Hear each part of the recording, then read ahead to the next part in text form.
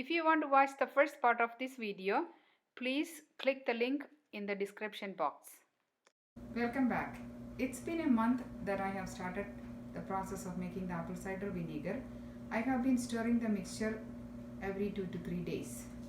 I'm going to strain out the apple pieces. I'm going to pour the liquid into this glass jar.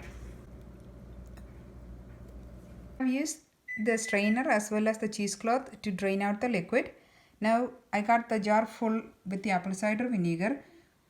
I will leave this jar alone for a month and we can start using it after a month. Let's see, we have poured out this liquid in this jar on April 20th and it's been 7 weeks now. So you can see some sedimentation at the bottom of the jar. So we can pour the top liquid into another jar.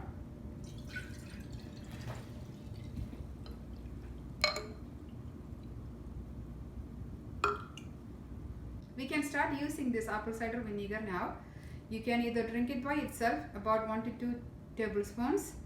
It will help with the digestion, or you can use it in cooking as we normally do. A study published in the Journal of Bioscience, Biotechnology and Biochemistry stated that vinegar intake reduced body weight, body fat mass and serum triglyceride levels in obese Japanese subjects.